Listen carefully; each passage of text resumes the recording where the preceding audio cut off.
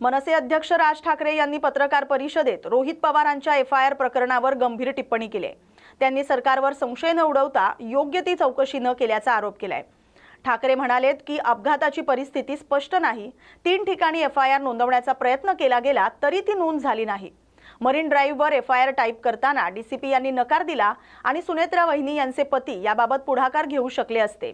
त्यांनी प्रश्न उपस्थित केला की जर सामान्य माणसासाठी एफआयआर नोंदवली जात नसेल तर काय न्याय मिळेल. सरकारी दबावामुळे तपासात त्रुटी दडवल्या जात असल्याची भीती व्यक्त करत ठाकरे म्हणाले की यामुळे संशयाची भूतजनना आणि माध्यमांमध्ये उडवली जाते.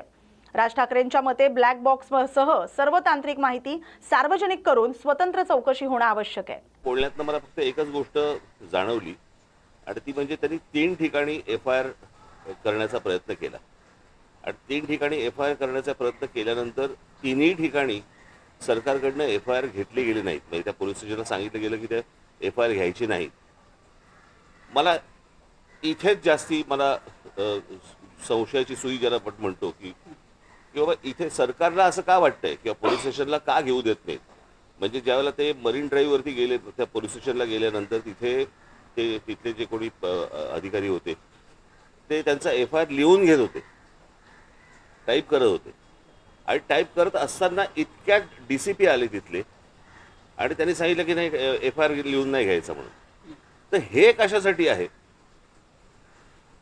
मला असं वाटतं याची उत्तरं जर समजा काही नसेल त्या तो निव्वळ अपघात असेल, जर तो घातपात नसेल, पण जर समजा त्यांच्या घरच्यांनाच कोणाला तरी जर समजा त्याबद्दल जर समजा काही संशय असेल किंवा चौकशी नीट व्हावी यासाठीचा तो समजा एफआयआर त्यांना करायचा असेल तर त्याला अडथळे सरकारकडनं का आणले जात आहेत. आज सुनेत्रा वहिनी तिकडे बसलेले आहेत, उपमुख्यमंत्री म्हणून बसलेले आहेत. मला असं वाटतं त्यांनी पण या गोष्टींचा विचार केला पाहिजे कारण त्यांचेच ते पती होते आणि त्यांच्याच पतीच्या अपघाताबद्दलचा हा एफआयआर आहे आणि सरकारकडनं असा दबाव येतो की तुम्ही एफआयआर घेऊ नका. मला यात काही राजकारण मला काही माहिती नाही की नक्की काय चालू आहे ते, पण एफआयआर करताना ज्या वेळेला अडथळे आणले जातात म्हणजे ज्या राज्यामध्ये सांगितलं गेलं की तुम्ही कोणीही एफआयआर नोंदवू शकता आणि नोंदवू शकता म्हटल्यानंतर जर समजा एफआयआर नोंदवायला गेलेल्या माणसाला जर तुम्ही अडथळे आणत असाल तर काही काळबेरं आहे का याच्या मागे असा संशय निर्माण होतोच ना. आणि मला असं वाटतं हे सरकारच संशय निर्माण करते. जर समजा त्यांना काही त्यांचं म्हणणं मांडायचं असेल, त्यांना जर एफआयआर नोंदवायचं असेल आणि चौकशी त्या पद्धतीने व्हावी अशी जर त्यांची अपेक्षा असेल तर यात गैर काय. आणि म्हणून मला असं वाटतं की ह्या गोष्टीकडे जास्ती गांभीर्याने पाहिलं पाहिजे आणि मला असं वाटतं सरकारने या गोष्टींची उत्तरं त्यांना दिली पाहिजे. सीबीआय आणि सीआयडीची चौकशी कुठपर्यंत आले अजून सीबीआय चौकशी जी आहे मला असं वाटतं तर ब्लॅक बॉक्सचं पण अजूनपर्यंत काही कळलेलं नाही काय झालं आणि काय नाही. ते म्हणजे किती विमान कितीही डिस्ट्रॉय झालं तरी ब्लॅक बॉक्स हा कधी डिस्ट्रॉय होत नसतो.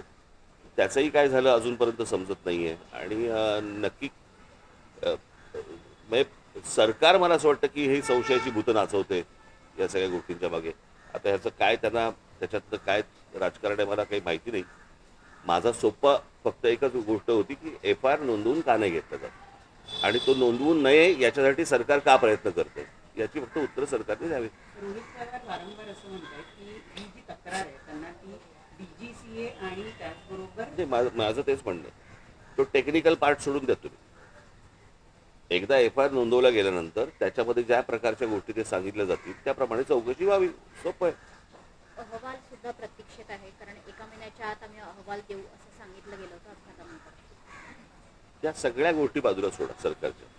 एफआयआर नोंदवून का नाही घेतला जात आहे एवढ्या गोष्टींचं फक्त उत्तर सरकारने द्यावं. 3 ठिकाणी प्रयत्न करून पण जर समजा नोंदवून घेतले जात नसतील आणि पोलीस स्टेशनवरती जर समजा तुम्ही दबाव टाकत असाल की नोंदवून घ्यायचा नाही म्हणून तर हे कशासाठी आहे हे कळलं पाहिजे. मला असं वाटतं महाराष्ट्राला कळलं पाहिजे. रोहित पवार आमदार आहेत आणि अजित पवारांच्या मृत्यू प्रकरणात ते एफआयआर नोंदवू पाहत आहेत. त्यांचा एफआयआर जर नोंदवला जात नसेल तर सर्वसामान्य माणसाचं काय करायचं. आणि हा कुठच्याही राजकारणाच्या पलीकडचा विषय आहे. मला असं वाटतं की आपल्यातली एक व्यक्ती गेलेली आहे आणि इतका दुर्दैवी अपघात हा कोणाचाच अपघात होऊ नये, इतका दुर्दैवी तर होऊच नये. आणि अशा सगळ्या परिस्थितीमध्ये जर समजा काही गोष्टी जर त्रुटी असतील त्या त्रुटी जर समजा एफआयआरमध्ये मांडायच्या असतील तो मांडला दिला जात नाही. मला असं वाटतं की हे काहीतरी आपण कुठेतरी भलत्या लेवलला महाराष्ट्र आपण घेऊन चाललेलो आहे एवढंच फक्त यातनं दिसतं, अजून काही दिसत नाही. या बातमीसोबतच ताज्या घडामोडींमध्ये आता इथेच थांबतोय. अशाच महत्त्वाच्या बातम्यांसाठी पाहत राहा न्यूज मराठी 24/7. नवा भारत, नवा विचार.